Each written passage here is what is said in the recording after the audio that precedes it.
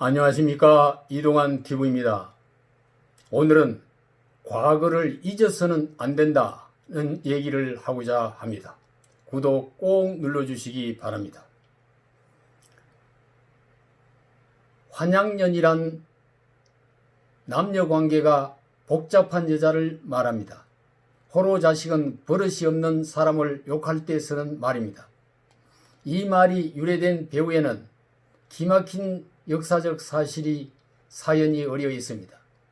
1636년 청나라가 조선에 군신관계를 맺고 공물과 군사 3만 명을 지원하라는 요구를 해왔습니다. 이를 거부하자 청태종이 12만 명의 군사를 이끌고 조선을 침략했습니다. 병자호란을 일으킨 것입니다. 조선군은 1만 3천의 군사로 남한산성에서 최후 대결을 했으나 45일 만에 항복하고 말았습니다. 인조는 삼전도에서 군신의 예를 맺고 청태종 앞에 9번 머리를 땅에 조아리며 피눈물을 흘렸습니다. 소현세자와 복림대군이 볼모로 잡혀가고 척화룬을 내세웠던 오달제, 윤집 등도 끌려갔습니다. 그 당시 청에 끌려갔던 남자들은 10만 명이며 부녀자들은 50만 명이 넘었습니다. 백성들이 청나라에서 요구하는 돈을 주고 부녀자들을 데려오기도 했습니다. 이때 청나라에 끌려갔다가 돌아온 여인들을 환양녀라고 했습니다. 이 여인들은 청나라에서 몸을 더럽힌 여자라 하여 멸시천대를 받았습니다. 환양녀들이 사회 문제가 되자 인조는 홍제원의 냇물에 목욕을 하고 서울로 들어오면 그 죄를 묻지 않겠다는 어명을 내렸습니다.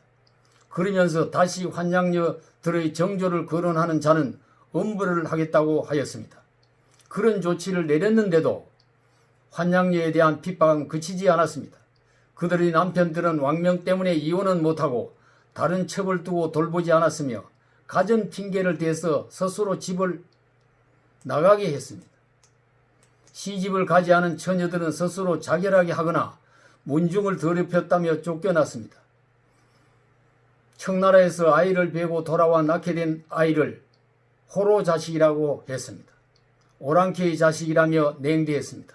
이 같은 참상과 비극에 대한 책임은 나라가 국력으로 백성을 지키지 못한 데 있었습니다. 여자들이 이런 처참한 고통을 당한 것은 남자들이 가족을 지키지 못하기 때문이었습니다. 그런데도 불구하고 포로로 잡혀갔다가 살아 돌아온 여인들을 위로해 주기는커녕 오히려 몸을 더럽혔다고 냉대를 했던 것입니다. 6.25는 김일성이 스탈린과 마오쩌둥의 지원을 받아 일으킨 침략 전쟁입니다. 그런데도 시진핑은 미국에 맞서 북한을 돕는다는 항미 원조를 했다며 평화수호 전쟁이라는 주장을 하고 있습니다.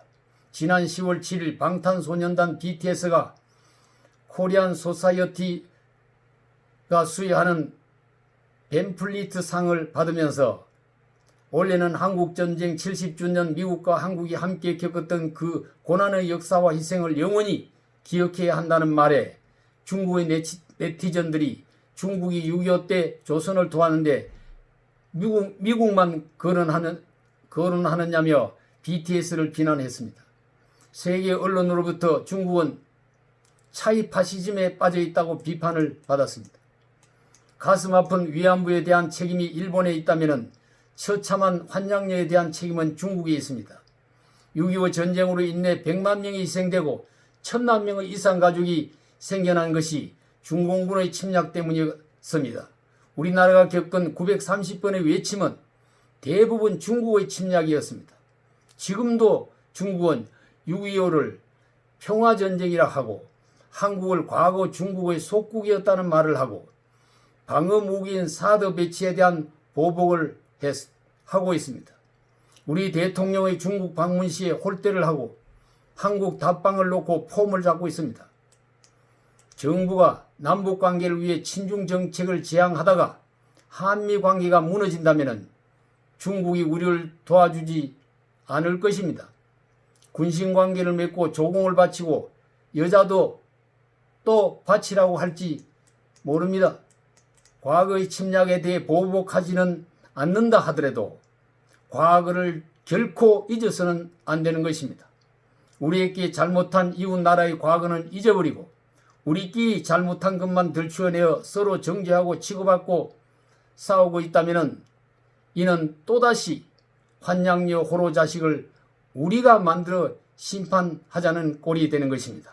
위안부 동상을 만들어 비극의 역사를 잊지 않고자 하듯이 환양녀 동상도 세워서 그날의 참상을 기억하며 다시는 위정자와 국민이 그와 같은 처참한 역사가 반복되지 않도록 교훈으로 삼아야 할 것입니다. 감사합니다.